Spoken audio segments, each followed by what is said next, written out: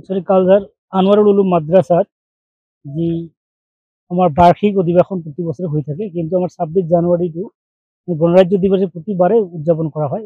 এইবেলিও করা হয়েছে। এইবেলি আমি বিভিন্ন সংগঠন দল সংগঠনের মানুষ তথা আমার সমাজ স্থানীয় ব্যক্তিসকলে উপস্থিত হয়েছিল। পুৱাৰ ঠিক 8:30 আমি পতাকা উত্তোলন কৰিছোঁ আৰু ইয়াত তাৎপৰ্য সম্বন্ধে দুই এষাৰ কোৱা হৈছে। ছাত্ৰ ছাত্ৰীসকলক লগতে স্থানীয় ব্যক্তিসকল উপস্থিত আছিল। প্ৰতি বছৰে আমাৰ এই মাদ্ৰাসাটো জাকজমকেৰে কৰা হয়, কিন্তু এই বছৰ 28 তাৰিখত এখন বাৰ্ষিক অধিবেশন থাকাৰ কাৰণে আমি ইমান জাকজমকেৰে কৰিব পৰা নাই, কিন্তু পতাকা উত্তোলন কৰা হৈছে। ইয়াৰ তাৎপর্য সম্বন্ধে অলপ বক্তৃতা অনুষ্ঠান হৈছে।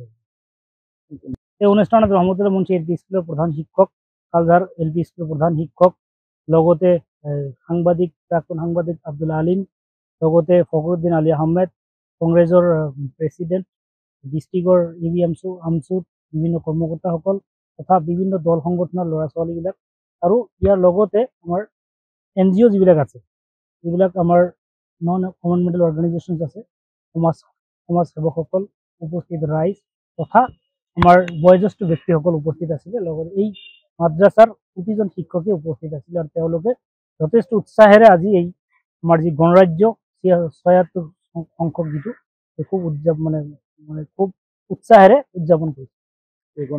যিমান উৎসাহ থাকিব লাগে এইবাৰ ইমান উৎসাহ যদিও আগবাঢ়িছে, তথাপি আমাৰ গোটেই ভাৰতবৰ্ষত চৰকাৰৰ জৰিয়তে হ'লেও আমাৰ জনসাধাৰণ আৰু জাগ্ৰত কৰাৰ যথেষ্ট প্ৰয়োজনীয়তা আছে বুলি মই অনুভৱ কৰিছোঁ।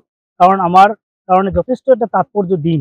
আমাৰ ভাৰতবৰ্ষ স্বাধীনতা লাভ কৰাৰ পিছত 1950 চনৰ যি 26 জানুৱাৰী তাৰিখৰ পৰাই যে গণৰাজ্য বা ভাৰতবৰ্ষ এখন গণতান্ত্ৰিক গণৰাজ্য তথা ধৰ্মনিৰপেক্ষ ৰাষ্ট্ৰ হিচাপে ইয়াৰ তাৎপৰ্য সকলো জনসাধাৰণক বা নাগৰিকক জনোৱাটো দৰকাৰ আছে।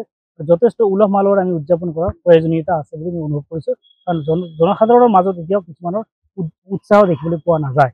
একচুৱেলি কালজাৰ আনোৱাৰুল উলুম মাদ্ৰাসাত যি আমার বার্ষিক অধিবেশন প্রতি বছর হয়ে থাকে, কিন্তু আমার 26 জানুয়ারিটো গণরাজ্য দিবসে প্রতিবারে উদযাপন করা হয়। এইবেলিও করা হয়েছে। এইবেলি আমি বিভিন্ন সংগঠন দল সংগঠনের মানুষ তথা আমার সমাজ স্থানীয় ব্যক্তিসকলে উপস্থিত হয়েছিল। পুৱাৰ ঠিক 8:30 আমি পতাকা উত্তোলন কৰিছোঁ আৰু ইয়াত তাৎপৰ্য সম্বন্ধে দুই এষাৰ কোৱা হৈছে। ছাত্ৰ ছাত্ৰীসকলক লগতে স্থানীয় ব্যক্তিসকল উপস্থিত আছিল। প্ৰতি বছৰে আমাৰ এই মাদ্ৰাসাটো জাকজমকেৰে কৰা হয়, কিন্তু এই বছৰ 28 তাৰিখত এখন বাৰ্ষিক অধিবেশন থাকাৰ কাৰণে আমি ইমান জাকজমকেৰে কৰিব পৰা নাই, কিন্তু পতাকা উত্তোলন কৰা হৈছে। ইয়াৰ তাৎপর্য সম্বন্ধে অলপ বক্তৃতা অনুষ্ঠান হৈছে।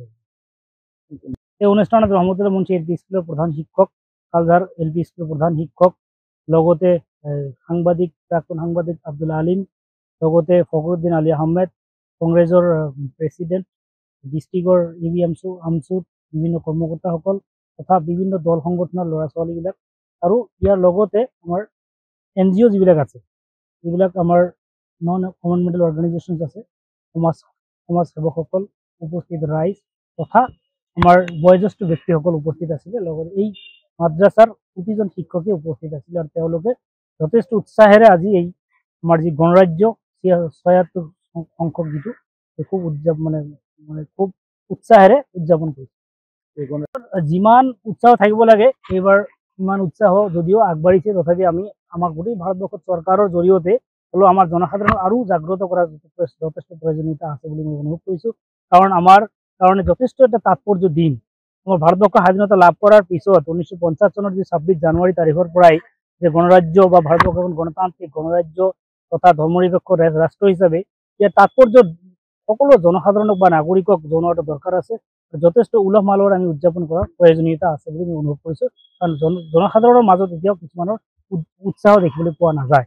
যিকোনো খবৰৰ বাবে যোগাযোগ কৰক 7099017330 লগতে 7099017110 নম্বৰত।